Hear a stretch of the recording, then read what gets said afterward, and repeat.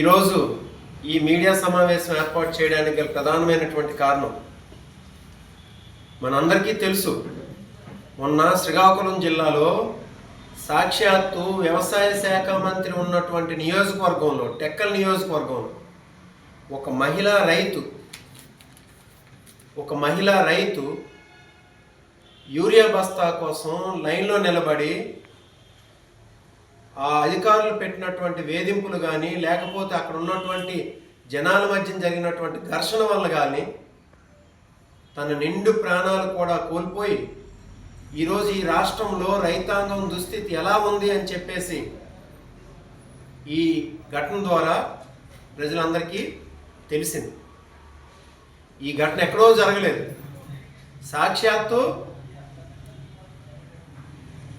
ఈ రాష్ట్రానికి వ్యవసాయ శాఖ మంత్రి అయినటువంటి కింజరాపు అచ్చెన్నాయుడు గారి టెక్కల్ నియోజకవర్గంలో జరిగింది.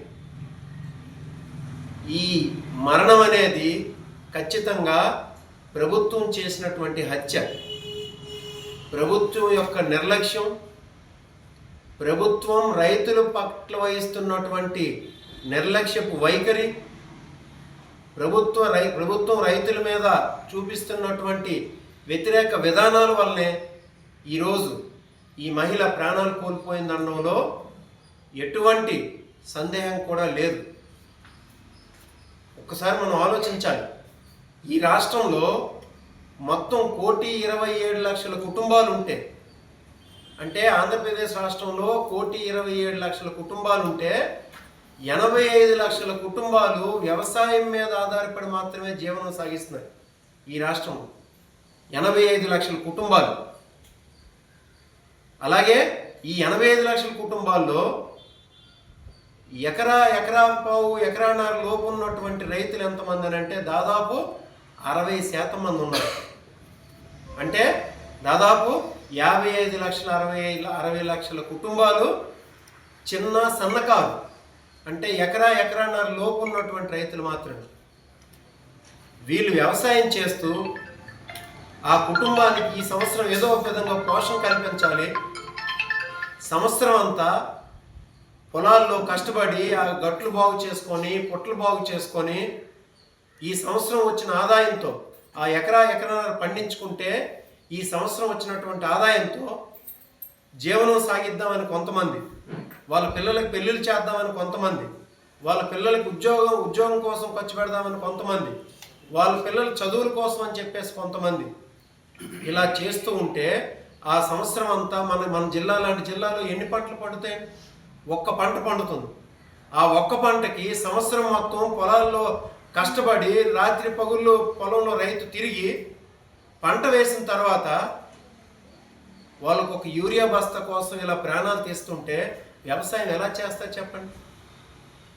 ఇది ప్రభుత్వం తాలూకు తప్పిదాలు కావా?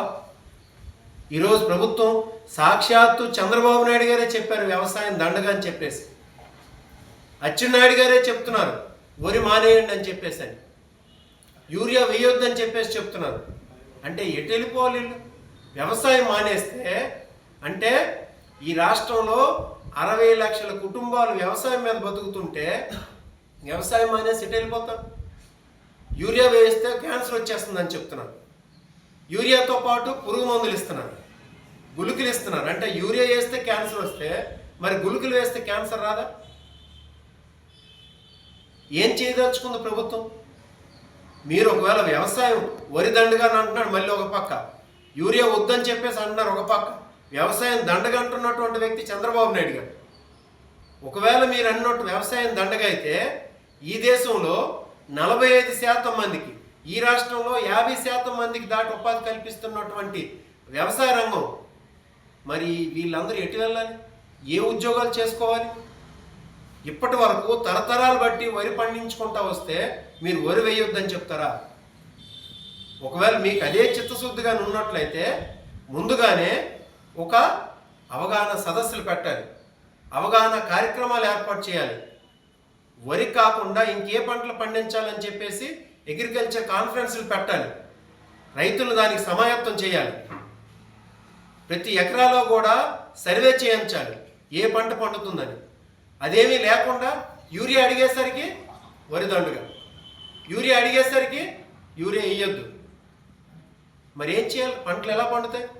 పోనీ తీరా పండించి అష్ట కష్టాలు పడి సంవత్సరం అంతా పండించిన తర్వాత దాని మద్దతు ధర ఏమైనా ఉందా? ఆ కళ్ళాల్లోనే ధాన్యాన్ని అలా ఉంచేస్తున్నారు, కొనుగోలు చేయకుండా ఉంచేస్తున్నారు, మద్దతు ధర ఉండట్లేదు. ఈ ప్రభుత్వంతో భారతదేశం లాంటి ఒక పెద్ద ప్రజాస్వామ్య దేశంలో, పెద్ద దేశంలో 45% మంది ప్రజలకు ఉపాధి కల్పిస్తున్నటువంటి రంగం వ్యవసాయ రంగం. 45%. మీరు ఆలోచన చేయండి. దేశానికి జీడిపి అంటే 100 రూపాయల ఆదాయం వస్తే 19 రూపాయల ఆదాయం వ్యవసాయం ద్వారా మాత్రం వస్తుంది మన దేశంలో. 100 జాబులు ఈ దేశంలో ఉంటే 45 జాబులు వ్యవసాయ రంగం ద్వారా మాత్రం వస్తున్నాయి. ఈ మిగతా ప్రభుత్వ ఉద్యోగాలు, ఈ ఇండస్ట్రీస్, కార్పొరేట్ సెక్టార్లు, హాస్పిటాలిటీ, టూరిజం, లేకపోతే మైనింగ్, రియల్ ఎస్టేటు, ఇవన్నీ కలిపి 55 ఉద్యోగాలు క్రియేట్ చేస్తే 45 ఉద్యోగాలు కేవలం వ్యవసాయ రంగం ద్వారా మాత్రమే వస్తున్నాయనంటే మనం ఎంత వ్యవసాయ ఆధారిత దేశం అనేది అర్థం చేసుకోవాలి. మరి వ్యవసాయం దండుగా అంటున్నారే, ఈ 45% ప్రజలు ఏమైపోవాలి? ఏం చేసి బతకాలి? ఏం చేయాలో మీరు ఒక మాట చెప్పండి చంద్రబాబు నాయుడు గారు. ఏం చేయాలో మీరు చెప్పండి వ్యవసాయ శాఖ మంత్రి గారు. ఏం చెప్పకుండా వ్యవసాయం దండుగా అని చెప్పేసి అనేస్తే ఈ 100లో 45% మంది ప్రజలు ఎక్కడికి వెళ్ళాలి? ఏం చేయాలి? ఇప్పుడు యూరియా కోసం అయితే ప్రజల్ని అష్ట కష్టాలు పెడుతున్నారు, నానా అవస్థలు పాలు చేస్తున్నారు. చదువు రానటువంటి రైతుకి, లేకపోతే చిన్న చిన్న చదువులు చదివినటువంటి రైతులకి యాప్లు డౌన్లోడ్ చేసుకోమంటున్నారు, లేకపోతే ఓటీపీలు చెప్పమంటున్నారు. ఒక వ్యవసాయ రైతు భరోసా కేంద్రంకి వెళ్తే ఈ రోజు కాదు రేపు రండి అని అంటున్నారు, రేపు కాదు ఎల్లుండి రండి అంటున్నారు. మీకు 3 బస్తాలు అవసరమైతే ఇప్పుడు 1 బస్తా ఇస్తామంటున్నారు. లేకపోతే దానికి పురుగు మందులు కొనమని చెప్తున్నారు, గుళికలు కొనమని చెప్తున్నారు, లేకపోతే ప్రైవేట్ డీలర్ల దగ్గరికి వెళ్ళమని చెప్తున్నారు. 1 బస్తా కోసం ఇలాంటి నిరీక్షణ, ఇలాంటి వ్యధ నిండే నిన్న కాంతమ్మ అనే రైతు సాక్షాత్ శ్రీకాకుళం జిల్లా నందిగామ మండలంలో ప్రాణాలు విడిచిందాడు. రైతుల తాలూకు కష్టాలు చంద్రబాబు నాయుడికి కానీ ఆయన ప్రభుత్వానికి కానీ పట్టదు. వ్యవసాయం దండగా ఉన్నటువంటి వ్యక్తి చంద్రబాబు నాయుడు అయితే వ్యవసాయాన్ని పండగలా చేయాలన్నటువంటి వ్యక్తి స్వర్గీయ రాజశేఖర రెడ్డి గారు.